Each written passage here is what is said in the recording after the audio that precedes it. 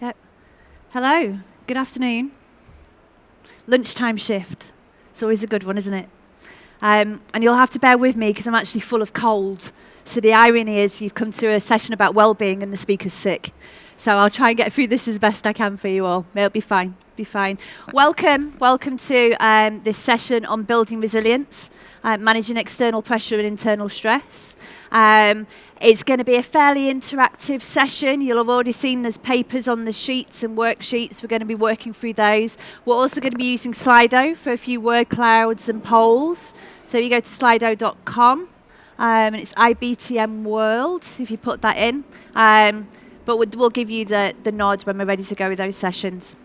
Okay, so just to quickly introduce myself, my name is Helen Moon.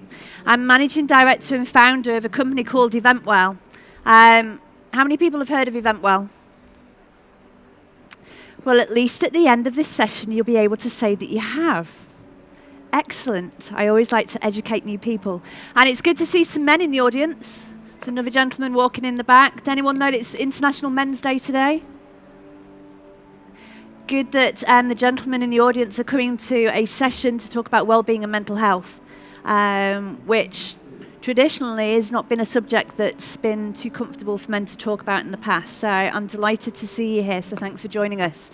Helen Moon, I'm Managing Director and Co-Founder of Eventwell. Eventwell is a new social enterprise for the events industry that was set up in 2017.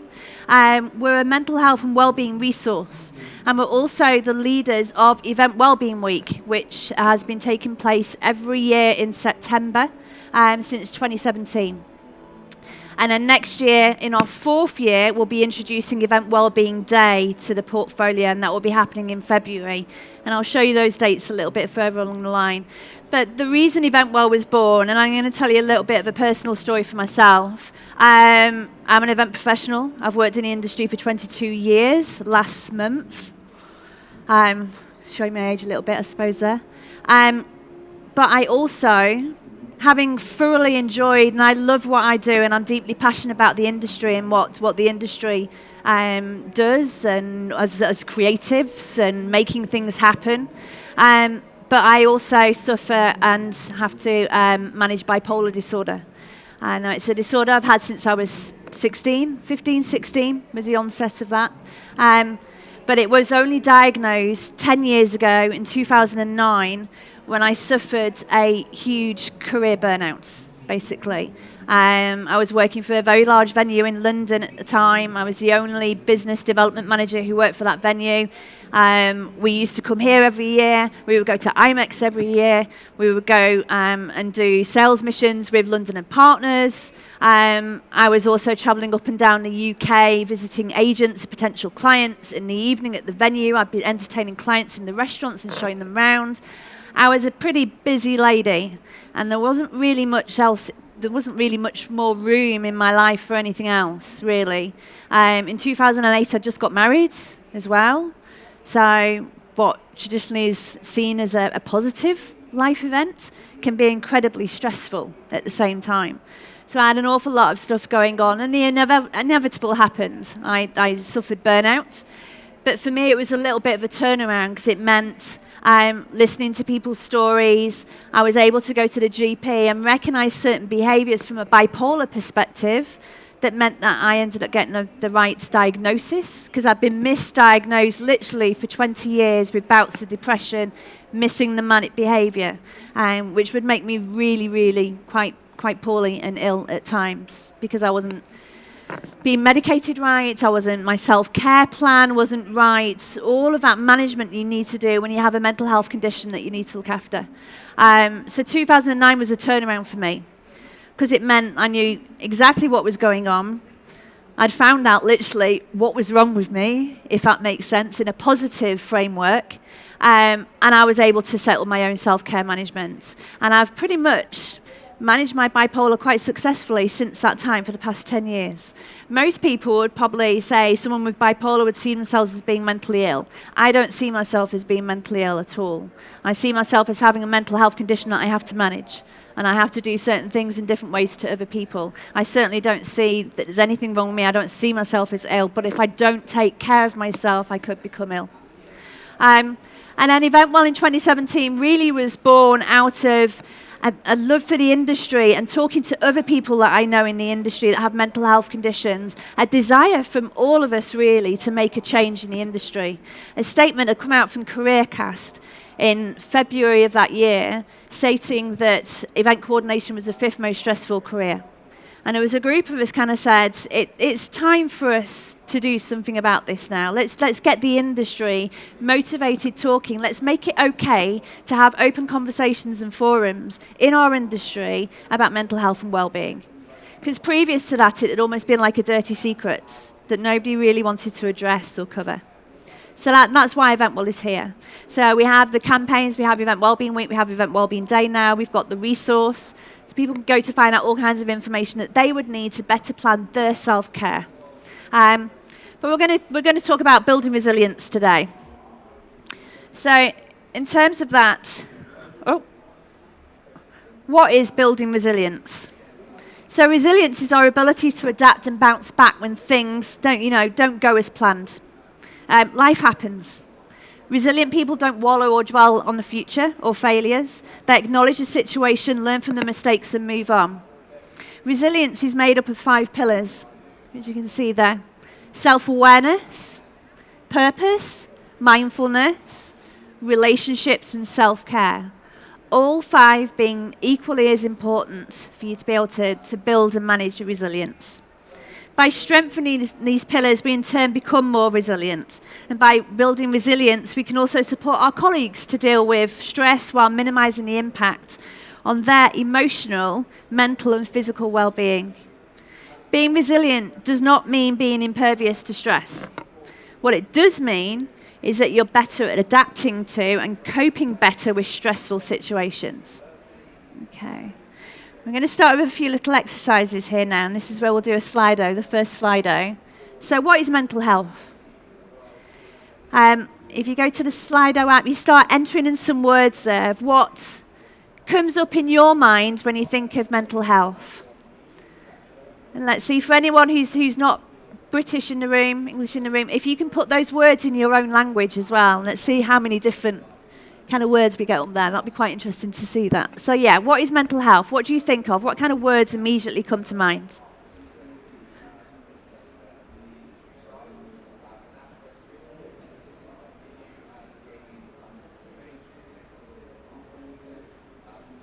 Is that going to start coming up?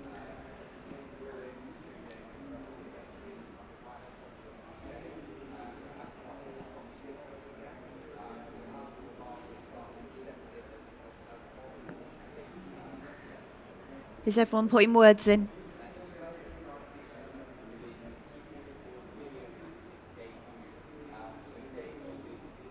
Oh, I like that one.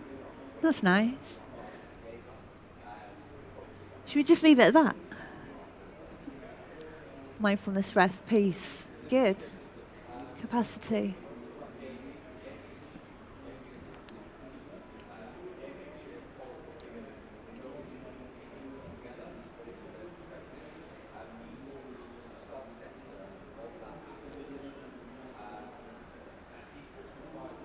Nice, some really nice words coming up on the screen. Like it. It's always interesting when I run this exercise. Some people, some groups will go completely down the mental illness kind of route, and it can kind of look quite kind of pessimistic when you look up at the screen. This is actually looking quite nice and positive, so nice. Good. Taking time for yourself, very important. Control of your life. Nice. Has everybody put their words in? You've all finished? Okay, fabulous. So I'm actually going to show you the WHO, if you all know the WHO, the World Health Organization. I'm actually going to show you their definition of mental health, which actually fits in quite nicely with what you guys have just put up on the screen. So mental health is defined as a state of well-being in which every individual realizes his or her own potential, can cope with the normal stresses of life, can work productively and fruitfully, and is able to make a contribution to her or his community. So again, bringing it back to what I was saying about managing my bipolar and not seeing myself as mentally ill, again, there is no mention of mental illness when we refer to mental health. Everybody has mental health. All of us, every single person sat in this room. And mental health is not necessarily mental illness. It's important that we look after our mental health on an equal part to our physical health, as both are actually intrinsically linked. So some of the self-care practices that you would do to look after your physical health: exercise, diet, nutrition, sleep, are all equally important for your mental health as well. I'm going to take it on to ask you another question. So we're going to do a second Slido exercise now. Let's see what people say for this one. What is emotional health? A few people kind of bring this up, don't they, and talk about emotional intelligence, emotional health. But again, thinking about emotional health, what kind of words come to mind for that? Passion.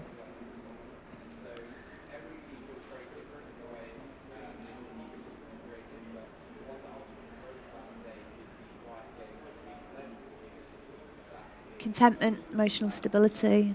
Nice. Nice. Feelings. Reflection. Empathy. Good. All good answers. Good vibes. I like that one. Who put that one? Excellent.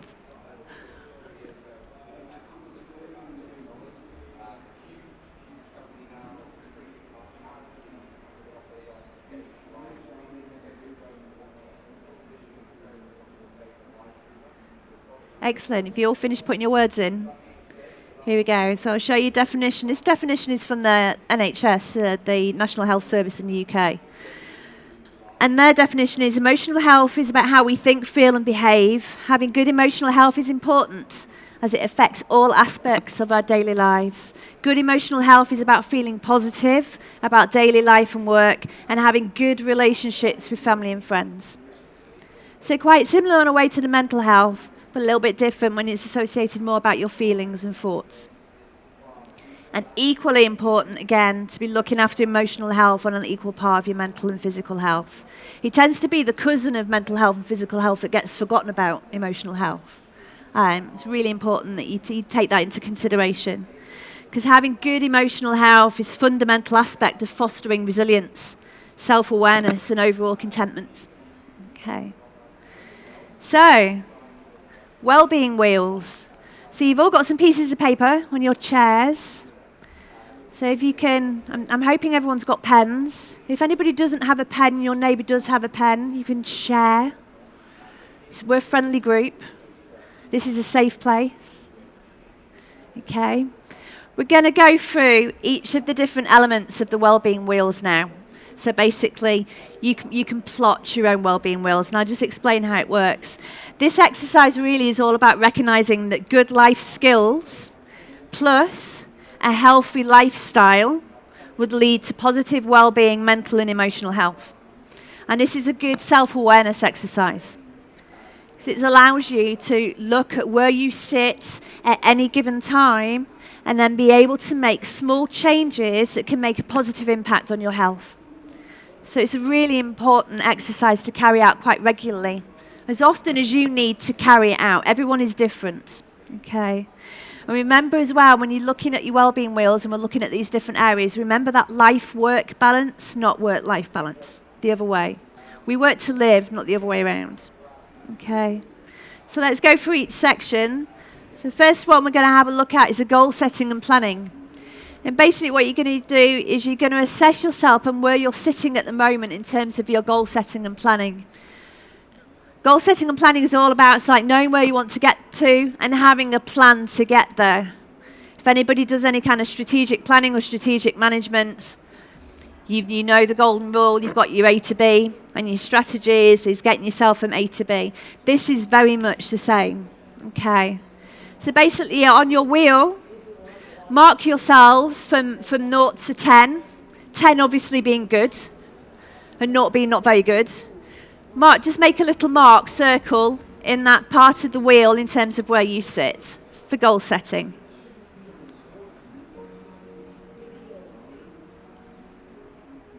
Okay, next one we're going to look at is confidence and self-esteem. This is all about way of thinking, feeling and acting, accepting, respecting, trusting and believing in yourself. This can be quite tricky at times, particularly when we're stressed, particularly when we've got an awful lot going on.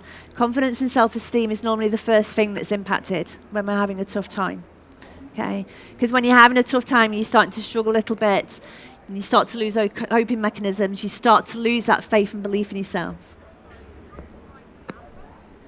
Just make a little dot on the line from 0 to 10. What you're going to make is a wheel within. You're making a circle within the wheel. So you can see how balanced your circle is then. You can see how balanced your wheels are. So mark yourself for confidence and self-esteem. Next one, assertiveness.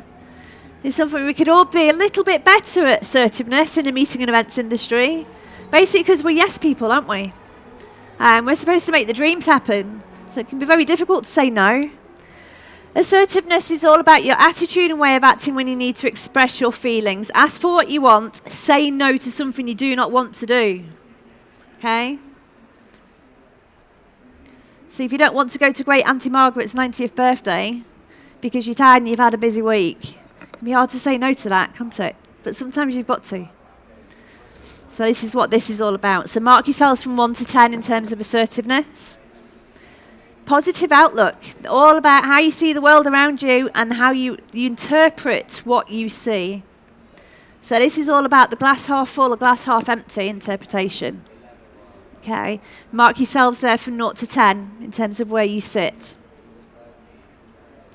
Problem solving, another essential life skill and a great one in our industry. Really, really important in our industry because this is what we do.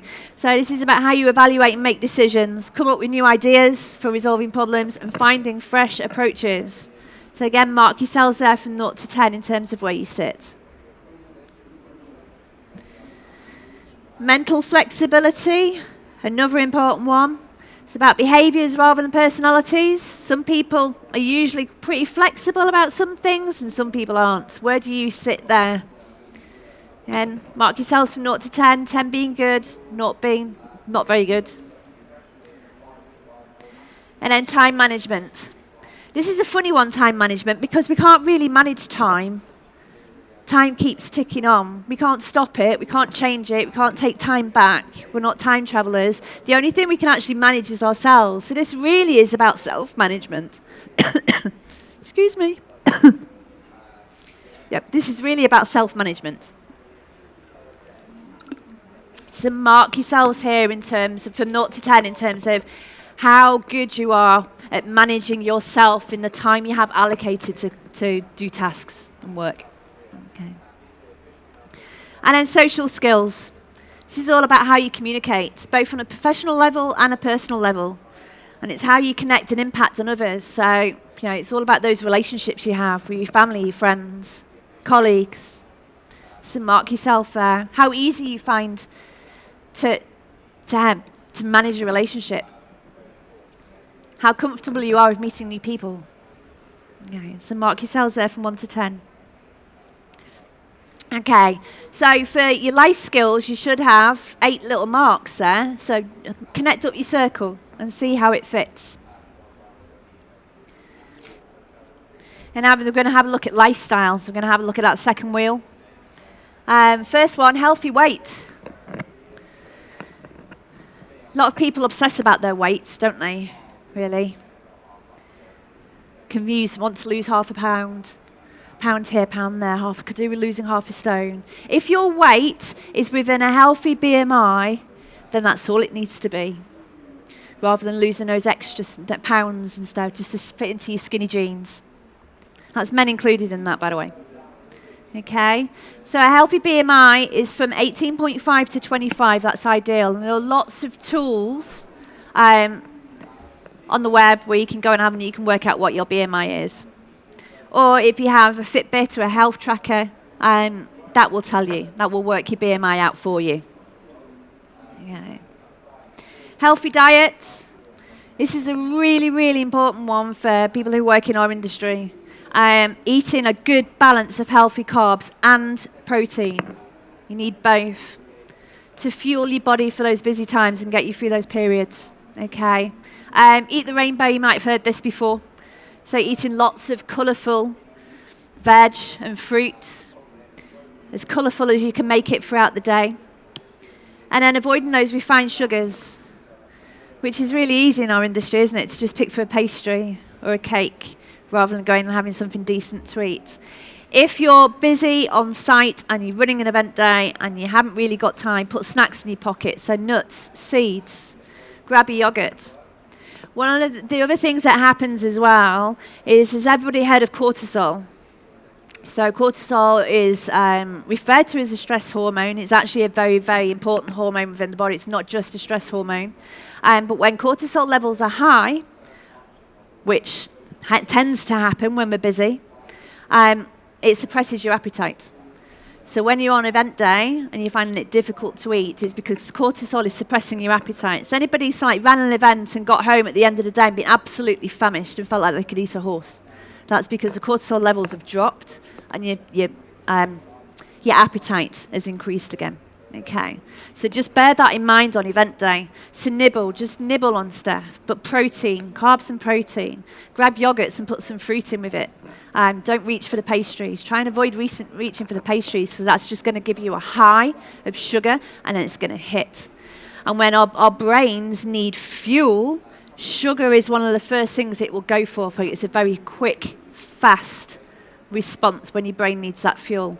Try and avoid it by eating more sustainable proteins and healthy carbs. Okay. It's much better for you. Sleep and rest. 7 to 9 hours sleep per night. Try and have a consistent sleep pattern and ritual. So try to go to bed at the same time every night. I know it's difficult when it's a busy period, but try. Try and get up at the same time in the morning. It's much better for establishing a healthy sleep pattern. And then a healthy sleeping environment. No phones in your bedroom. No devices in your bedroom, no TVs in your bedroom. If you use your phone for an alarm clock, go and buy yourself an alarm clock. That's what they're there for. No devices. That blue light will stimulate your brain and it won't start shutting down to go to sleep. So no devices. Make your bedroom a sanctuary to sleep. And the other one beginning with S. I'll try not to say it on stage. Okay. So think about that. Blackout blinds, really comfortable bed. Really treat yourself. Get some really, really nice sheets and covers for your bed and just make it the most comfortable place you can go to for sleep. Okay. Any parents in the room?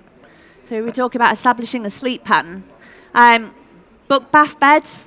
You have a little book bed, You have a little ritual, you have a little order. You'll give your little one a bath. You'll then read them a book. They'll then go into bed and they'll go to sleep. What that's doing is it's establishing a pattern in the brain. So the brain, once you start with bath, because you've got that ritual, will automatically start that sleep process for going to sleep. Okay. Why we stop doing it when we're adults, I have no idea. So start thinking about a sleep ritual that you can do for yourself. But at the moment, mark for yourself for where you sit in terms of sleep. Okay. Exercise and fitness. You don't have to be going to the gym 2 or 3 times a week and hitting the weights and pumping yourself excessively. 30 minutes of moderate exercise a day is all you need. And this is also about being active. So if you sat in the office, don't sit at your desk all day. Get up regularly, move, be active, give yourself a break. Okay. Stretch your legs. Go outside and get some fresh air. Go and have a walk for 5 minutes outside. Mark yourself there from 0 to 10 in terms of where you sit on that wheel. Relaxation. This is about just taking some time out to do the stuff you enjoy. This is what relaxation is all about. Reading, family time, yoga, walking mindfully. Okay. Mark yourself from 0 to 10 on your wheel in terms of how good you are at that time for yourself, that relaxation time. Because it can be one of the first things that gets forgotten about when we're in a busy period, and it's really important. Alcohol. So these are NHS UK guidelines. So men should drink no more than 3 to 4 units of alcohol a day, which is 2 pints of lager. Women should drink no more than 2 or 3 units a day, which is a 175 ml glass of wine. Okay, so try and stick to those kind of guidelines. So mark yourself on your wheel there in terms you are for alcohol consumption. This can be tricky in our industry as well. There's far too many events and networking events and socializing events to go to, isn't there? So this can be a tricky one. Okay, and it's one of the most important things that we really need to keep an eye on. Caffeine. So keep those levels down. Meeting and events people, we survive off caffeine, don't we? We survive off our coffee. It's what keeps us going. 3 espressos a day is a normal healthy guideline, because the consumption of caffeine can actually be quite good for our bodies as well. But it's worth bearing in mind that if you are consuming an awful lot of caffeine, caffeine has a similar effect in the body to cortisol. So when you get that feeling of stress from cortisol, caffeine can have a similar effect in the body, which means drinking a lot of caffeine also suppresses your appetite. So if you're someone that survives on an awful lot of coffee and doesn't necessarily eat an awful lot of food, it's because you're drinking too much coffee and you need to cut those levels down. Okay. So mark yourself on your caffeine, little segment there where you are. I don't need to dictate about smoking. There's some guidelines on the back of the wellbeing wheel sheet that will tell you in terms of the number of cigarettes you smoke per day, where you sit in terms of a score. So take a look at that. Excuse me. Okay. And that's it. So do the same for the lifestyle. Connect your circle up and have a look. And then in your own time, don't have to do it now. You can go away and do that. There's another sheet. If you turn onto the 3rd page in the worksheet, you'll see some little boxes there. You'll see 16 boxes. And the idea of these boxes is that you look at those well-being wheels and you put in each box for goal setting or confidence or assertiveness just one very small change that you can do that would move you along that well-being wheel just 1 point. Something that's achievable, something that you can do quite easily. Don't put too much pressure on yourself. This exercise isn't about putting pressure on yourselves. We have enough pressure to deal with as it is. We don't need to be exerting more pressure on ourselves just to be taking care of ourselves. A bit of an ironic exercise. Okay. There's another sheet that's on your page, on your seats as well, which is a pressure container. Has anybody seen a pressure container before or heard people talking about pressure containers? Some people refer to them as stress containers, stress buckets, stress jar. The idea is the same. I prefer to call it the pressure container for a different reason, which I'll come on to. The idea of the pressure jar is that everyone's jar will look different, but basically there's only so much you can fit in your jar. And this is how you start to manage those external pressures. So if you think of your life as like a jar, so the family and friends, those relationships, taking time out for yourself, all of those things that you might fit in a jar. And then you can start to assess how much room is left in the jar. And how much room you have left in your jar will assess your ability to be able to cope better. So if you've got a busy period coming up and that jar's looking pretty full, then you're going to have to manage that time to bring in some coping mechanisms and probably a little bit of extra self-care to be able to get yourself through that period without getting too stressed or becoming ill or not being able to cope. There's other ways as well, can we make the jar bigger? How can we release? I like to use balloons in mine. So is there any way I can pot the balloons in the jar, open the lid out and some of them float out so I can deal with those another time? So it's also about prioritizing well. Okay. The reason I prefer the term pressure jar is through my experience of stress management, I actually think that stress is a word that's bandied about a little bit too easily. We automatically refer to things as stressful. And when we automatically refer to things as stressful, you kickstart a stressful state of mind. Our brains can only take direct instructions. Okay, they're not intelligent enough to figure things out for themselves. So when you approach a task, so whether that's a client appointment, it's probably going to be particularly difficult. There's a deadline coming up. There's a supplier that hasn't got stuff to you on time that you need. If you're referring to that immediately as stressful, what you'll do is you'll kickstart the stress response. And your brain will kickstart the stress response of that fight, flight, freeze. You'll have an adrenaline boost, and then cortisol kicks in. If we start referring to things as pressures, first of all, rather than stress, you're in a completely different mindset and thought process. Okay? An event deadline is a pressure. It's only a stress if you're finding it difficult to manage that event deadline that's coming up. Okay? A client expectation is a pressure. It's only a stress if you're finding it difficult to manage that client or that expectation. Does that make sense? So it's all about changing the mindset, changing the thought process. Okay. Okay. Working mindfully brings us on nicely to this. So, what is mindfulness? I can tell you what mindfulness isn't really. A lot of people, when they think of mindfulness, they think of Buddhist monks sat on mountainsides, chanting and humming to each other. It's not really that. It's a practice. And lots of people use the practice of mindfulness in different ways. And then taking it back to that self-care practice where you've got to do what works for you. And things work for different people in different ways. Okay. I'm going to show you a couple of definitions. So mindfulness is a state of active open attention in the present. Mindfulness is a basic human ability to be fully present, aware of where we are and what we're doing, and not overly reactive or overwhelmed by things happening around us. Okay. Mindfulness for me and how I practice mindfulness is I use it to focus on the things that are happening now. So when I'm at work, I work mindfully to concentrate on the task I have at hand. When I'm outside of work, I'm a mum, I have a young daughter. When I'm outside of work, I use mindfulness to concentrate on her in the moment to ensure that she has her mother's attention, which for a young child is really important. And then as well, I use mindfulness if I'm spending time on myself, really focusing on that time and investing in myself. Again, just as equally important. Okay. So, how can we apply mindfulness to work? We're going to do another Slido exercise, which will be for this one. Multitasking is an essential skill for an event professional and a great way to work. Can we cue the question? Can you all have a go at this question? Yes or no? Multitasking is a great way to work.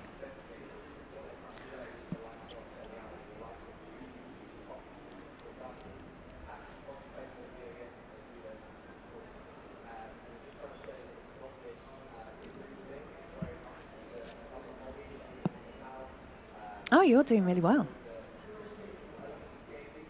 Oh.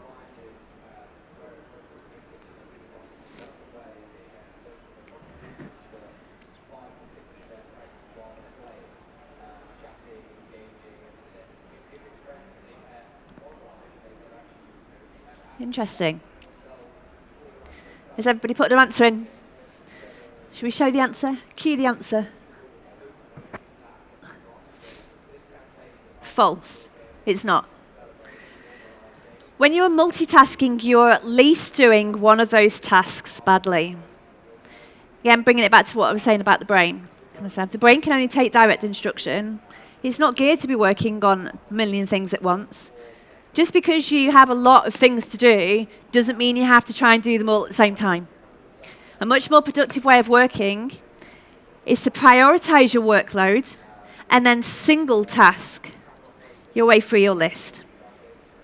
Okay. Working more mindfully means paying attention in the present moment to the task in hand. When you work more mindfully in the task in hand, you're much more likely to get that job done correctly. You're less likely to have to go back and repeat it because you've made a mistake or you've missed something off. Okay? It's all about focusing your attention. Okay. And also as well, cut off any distractions. So switch off your phone, put it on D&D if you need to. Who has their Outlook open all day? Hand up if you have Outlook open all day. Okay. Have a think about maybe shutting it down, particularly when you're working on something that you really need to put your focus and attention into. Shut down those distractions so you can really concentrate on it. Okay. I periodically check my emails throughout the day. And I have a nice little out of office on my email that tells people that that's what I do. And I ask them that if you need me urgently, then come and see me or ring me. Don't send me an email and expect an urgent response to it, because that's not how I work. And you're well within your rights to work the way that works best for you. And explain that to your colleagues. Okay. Pay full attention to what you're doing, bringing that back. Okay. Power hours in the morning. In the morning when you get to work, you're probably at the most productive. You've just woken up. You feel more, if you've got a good night's sleep, you should feel fresh and revitalized. Use the first hour that you get in to do your most pressing tasks. Get that elephant out the room done, first of all. That way, you've done something really positive at the start of the day, and it sets you up in a really positive mindset for the rest of the day. Don't spend that first hour of your day checking your emails. It's such a waste of productive time. Okay. Take regular breaks and break your tasks down as well into smaller manageable chunks. So 25 to 45 minutes to work on a task, and then give yourself a break. Go and take a walk. Go and stretch your legs. Go and get yourself a glass of water, and then go back. Don't sit at your desk all day, because you start to do that. And then kind of close in on yourself. Okay. In the fresh air, if you can, go and have a walk in the fresh air. It's really good for your well-being. Give your brain a breather to process what you've just done. Okay. But also as well so you don't overexhaust yourself.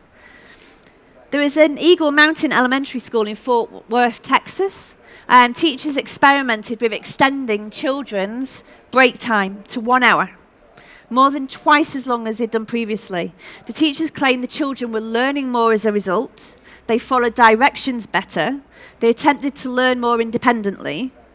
There was even a drop in disciplinary issues, and they showed more initiative in terms of solving problems on their own. Okay. Parents found their children to be more creative at home and more social. Such a great example of how giving yourself a break, it's really important to give yourself a break. And for someone who's experienced burnout, who wasn't giving herself a break, burnout is a lonely, not a great place to be. You completely lose all ability to cope more than anything else. So I wouldn't want anybody to end up in that place. So you have to give yourself a break. Okay. We can also apply mindfulness to how we work with our colleagues. Okay. If you've got a question for a colleague, get up and go and see them.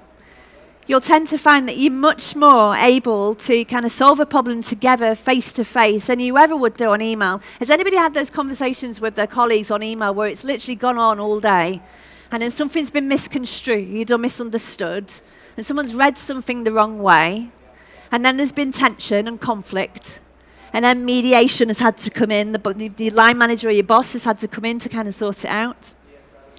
That's because, and we'll come on to that in a second, that's because it's a much more effective way of communicating is to actually physically get up and go and see your colleague. And it's an excuse to go and stretch your legs as well.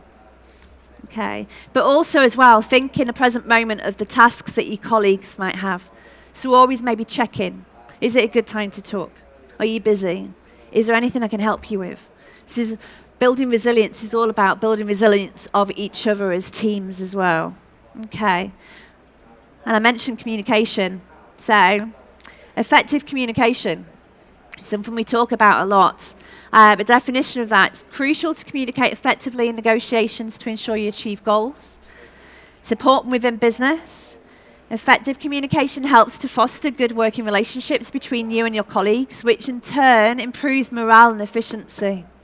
Breakdown in communication and poor communication is one of the biggest contributors to the breakdown of team cohesiveness and problems in the workplace, and breakdown in relationships in the workplace, which, from research Eventwell did back in 2017, we identified was one of the biggest factors, not client expectations or anything like that, but the biggest factor for stress within the industry was actually the relationships that people had with their colleagues at work. That's what they were most worried about, and that's what we were finding most difficult. So this is where this comes on and makes such a big difference. Does anyone know how communication is broken down? Anyone heard of that before? Has anyone heard of the 738-55? So if you rely an awful lot on email, and email is only 7% as part of the communication, because you're taking away the tone, facial expressions, body language, As human beings, that's how we relate to each other. That's how we read a communication. It's a really important method of communication is ensuring as much as possible that at least you get tone of voice in. That stops things being misconstrued and taken the wrong way. And then if you look at 55%, for your facial expressions and your body language, it's so important.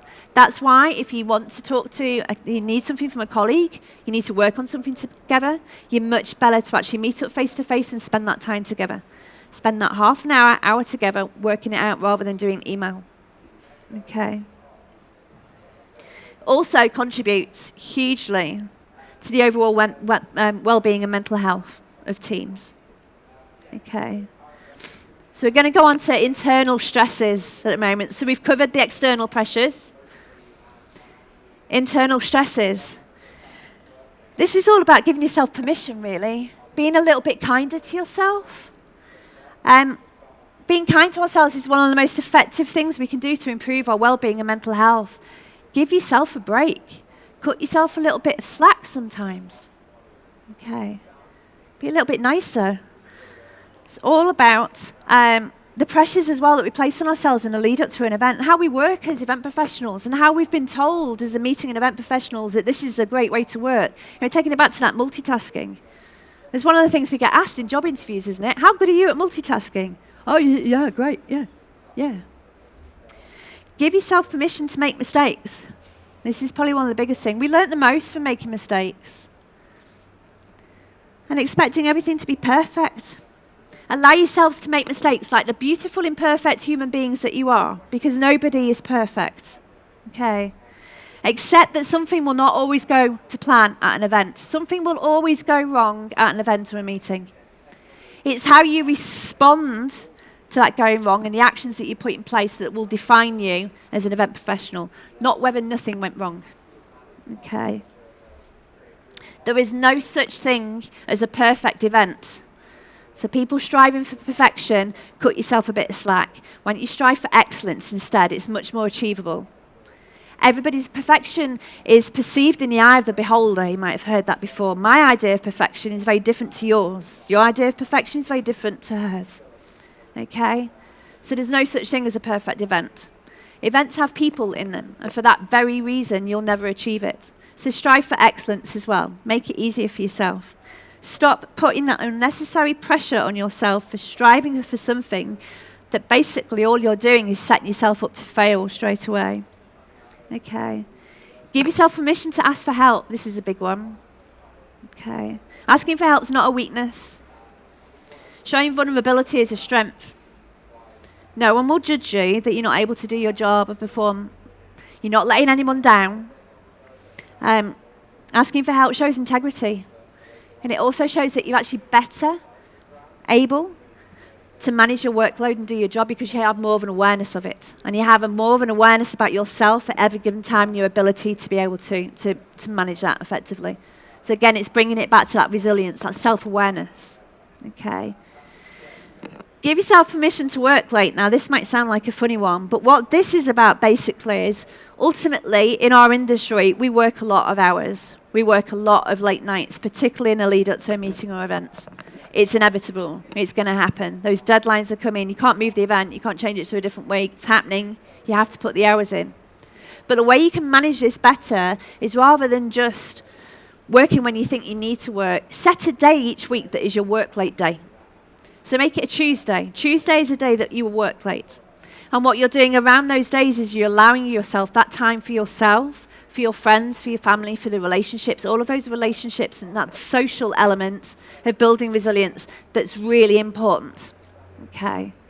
Because when we're busy, ourselves and our relationships with family and friends are one of the first things that get hit.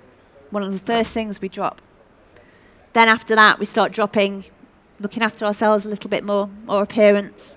We don't eat well. We don't sleep well. To ultimately, and this is where burnout sets in, it just feels like you are just working all the time and nothing else but that is happening. It's almost like the hierarchy of needs. You've ended up at the bottom somehow because you've cut out everything else from your life to be able to get yourself through that period. So kind of stick to that day. And just because you've stuck to that day as well doesn't mean that you have to work late that day. So if you haven't got anything to do that week, give yourself a night off and go do something nice for yourself. Okay? Let go. Okay? Give yourself permission to let go of things. Carrying troubles around with you is like a big heavy weight and backpack. It just weighs you down.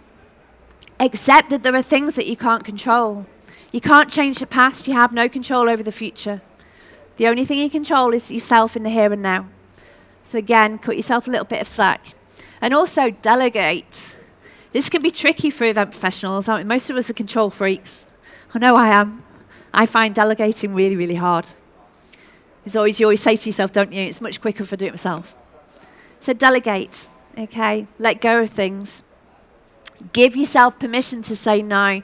I mentioned this at the start. This can be a real toughie in our industry. We're the yes people, aren't we? We make the dreams happen. Now that can actually come at the expense of our mental health. And when you look at the fact that our research identified in 2017 that 1 in 3 event professionals will suffer from a period of mental ill health at some point in their careers this year, that's every year, that's quite a worrying statistic. And it's because we're not great at this stuff. We're not great at being kind to ourselves. We're not great at taking that pressure away from our shoulders.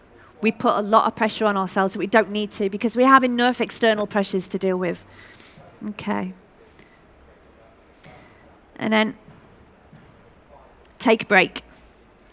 This is really, really important to take a break. Okay. Taking it back to what I said about those group of school children in that school in Texas. You saw the impact of them actually having extended breaks and how it actually impacted in their mental well-being and their ability to work more productively as children. The same applies to adults. Okay, nothing changes, but it's just for adults. It's how we work. Okay. The body's stress response as well when you're in a busy period, that adrenaline, that cortisol, suppresses an awful lot of the body functions, which includes not just your appetite but also your immune system. So that's why a lot of people, when they come out of a busy period, end up sick. Because if their immune system has been suppressed for a long period, they're more susceptible to picking up bugs and viruses. You ever have it where you've been really, really busy and then you've stopped and then you've been sick? That's basically what's happened there. Okay. So it's important to give yourself a break. Important to rest and recuperate so you can prepare yourself for the next event, so give yourself that time. Remember, there are 3 pillars to health, which are sleep and rest, exercise and movement, diet and nutrition. They're really important. So you need to ensure that you have those 3 pillars and you're taking care of yourself with those 3 pillars and that everything you do has that in mind, because if one of those goes, then you're going to become sick and it's going to impact on your health. Okay. Exercising and being active. It helps to strengthen your body and your heart. Resting and making sure you get enough sleep ensures that your body and mind are fully restored. Eating balanced, healthy meals in the lead up, during and after an event ensures that your body and mind has the fuel it needs. Okay. Spending time with loved ones helps you feel centered and loved. Do more of that. In fact, do lots of it. Okay. Do as much as you can, really. And then this one. It's okay to not be okay. The theme for this year's Event Wellbeing Week was this exact message. And it covers everything that I've just talked about. It's okay to put your hand up and ask for help. Okay? No one's going to judge you. No one's going to think badly of you. Vulnerability is a strength. Showing vulnerability is a strength. It's not a weakness. People love you. You matter. There are people who love you. And there are people who would be mortified that you wouldn't have put your hand up and asked for help. I've been there. Okay? Everyone goes through difficult periods. It's a normal process of life. Everyone has ups and downs. Quite normal. And be mindful of this with your colleagues as well. Remember that everyone has something going on that you don't know about. Okay. Don't beat yourself up either. If it's you, just go and get the help you need. Go and speak to your doctor. Speak to a family or friend. Go and get advice. Do what you need to do, but ask for help. Okay. I'm going to show you a little video. This should work.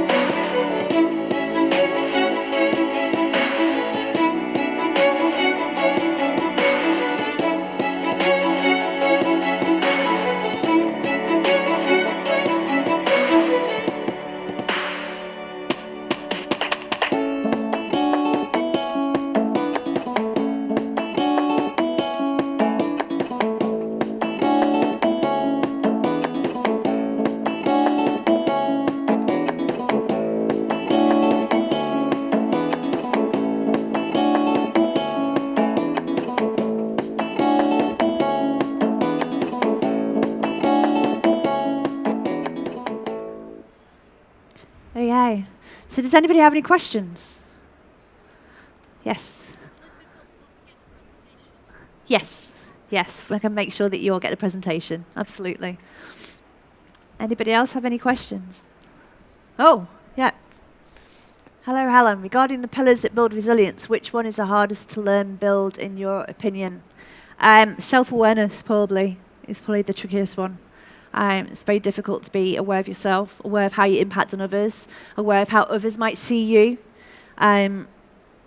But it's really important. It's one of the things that I've had to develop managing bipolar disorder is very much that self-awareness. So I'm aware of my triggers. I'm aware of behavioural changes in me. So I know that I either need to go and see my doctor, or I need to take some time out, or I need to go and run, or do whatever I need to do, or just read a book. I need to do that stuff for me. So self-awareness. But you will develop it over time. And then mindfulness. Mindfulness as a practice can take you a while to get used to. And again, using it for the areas and the ways that you need it for. And adapting it to yourself. Okay, but that self-awareness is probably the trickiest one. Okay. In this world of technology, how do you force yourself not to sleep with your phone next to you? I don't force myself. I just leave my phone downstairs charging and I go to bed. I pretty much, from a social media perspective, in my personal life, I don't use social media. I use it for work. I use it from a business perspective, but not from a personal perspective, mainly because I was getting so wound up about things that I would see online that really, in a nutshell, have got nothing to do with me and shouldn't really be impacting in my life and shouldn't be of any kind of relevance or importance to me whatsoever. So I decided and took that decision to cut social media out of my life, just for work. So now, I mean, at the beginning, it was quite tough not to have your phone at the side of you, but you'll get used to it. Just leave it downstairs. Just put it on charge. Don't be ruled by your phone. Don't let your phone be the first thing that you pick up in the morning. Get yourself some breakfast and a cup of coffee first. Spend 5-10 minutes, just 15 minutes, whatever. Being you. Get ready for work. Have a shower. Get yourself set up and ready for the day, and then have a look at your phone. It's all about changing that mindset, doing things differently. How to cope with colleagues that you cannot stand. I can probably truthfully say hand on heart that I've only had 1 or 2 colleagues that I couldn't stand. Diplomacy.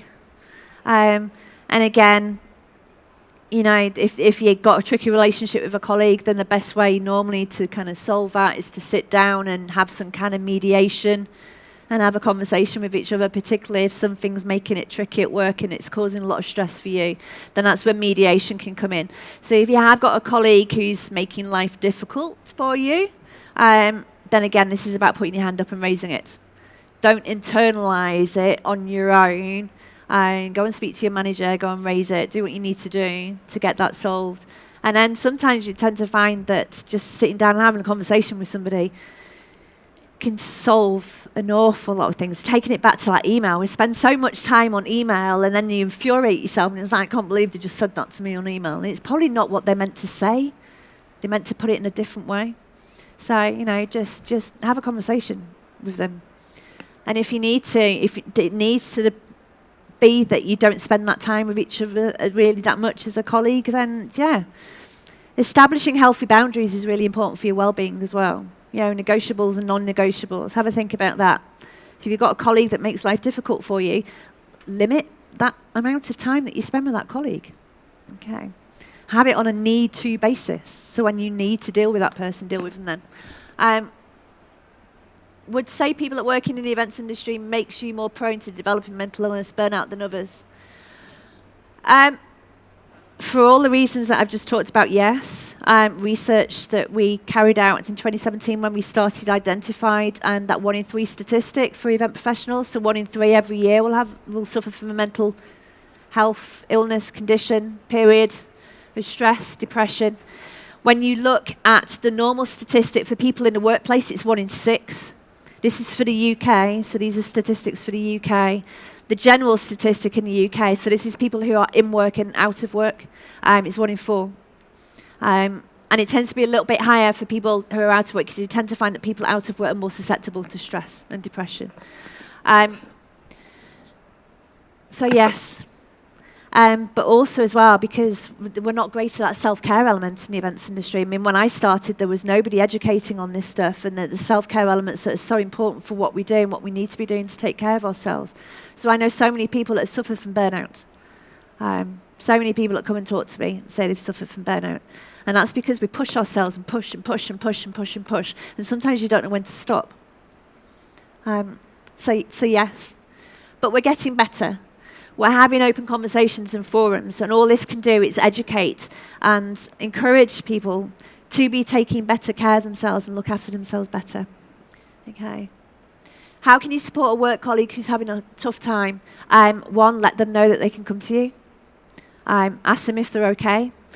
Event World partners with Time to Change. I don't know if people have heard of Time to Change. Time to Change is a campaign from the Mind charity in the UK that aims to stamp out discrimination and stigma in the workplace. And Time to Change have basically a statement where they say, ask twice.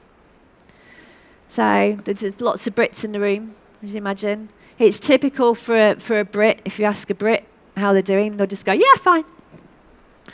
So that why the Time to Change says ask twice is if you ask someone again, or you can change that in terms of saying, instead of saying how are you, say how are you today. So change the way you ask that question, and it just sends a little signal to that colleague that, okay. And then if you ask them twice, you'll tend to find they'll go, well, actually, this happened this week, and it's been not great, and I'm not feeling great.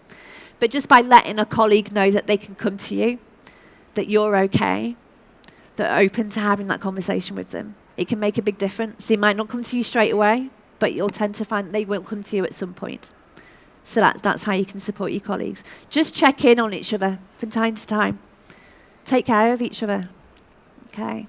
We're all going through the same pressures and busy times when you've got events and stuff coming up. So it's just about supporting each other. I think that's it for questions. So, should you need help and support, eventworld.org. The email address is also team@eventworld.org. If you need some help and support, send an email or go to the website, go to the support page of the website. There's some organisations listed there that will be able to offer you guidance. Okay. If you sign up on the website, if you sign up for our Monday Motivator email, it goes out every Monday morning. We have top quotes. We have top tips, all designed to kind of give you a little bit of lift and a boost on a Monday morning. Then go there. If you sign up for the Monday Motivator email, you'll be able to download our free mental health awareness pack. And that gives you some insight in terms of looking after yourself, looking after your colleagues, looking after teams as a line manager. And then dates for your diary, Event World 20 next year. So Event World Being Day is happening for the first time on the 26th of February. And basically what we've got is a call to arms for the events industry to start signing the Event World Manifesto in partnership with Time to Change, who run the Employer Pledge. And some more details will come out about that. And then Event Wellbeing Week, Monday the 21st to the 27th of September. And then one last thing. On the back page of the worksheets, there's an action plan. So have a look at those questions. One thing you're going to shout about, one thing you're going to try out, and one thing you're going to look more into, one thing you're going to research. So have a think about those three things that you can take away from this session today. And that, can you see that? Yeah, that is it. Thank you, guys.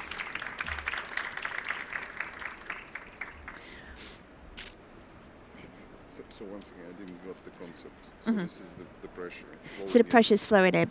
So basically, you just write things in here of anything that's going on at any given time. So it could be that you've got a family event coming up, or there's a wedding coming up, or you're having a difficult relationship with somebody, or all those external pressures. Yes. Jar, right? And basically, the idea is that the jar is filling up with these pressures. Yes. So you're then basically able to identify how your ability to be able to cope better at any given time based on what's happening in your life, because life happens and things happen and things can come in at any moment. Does that make sense? No, so if I have a lot of So if you have a lot of things in your jar, you need to think about, can you make the jar taller to give you more coping mechanism? Or can you release pressures from the jar? So how can you release stuff that's in the jar? Because there's something that can be done at a later time. Is it really a priority right now? Do you need to be worrying about that right now? Something you can do at a later date? Do you have also your card, and can you be invited as a speaker for similar events? Yes, yeah, absolutely. Yes, yeah, I'll get you a card. Yeah, absolutely. Yes. Hold on.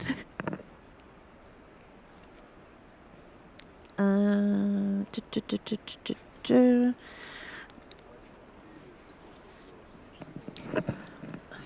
Depends on what we do. So to do a speech like this is generally it's £300. £300 to do a speech. If I do campfire sessions as well, which are more kind of sit down. Oh, you're going to unmic me. And that's about 150.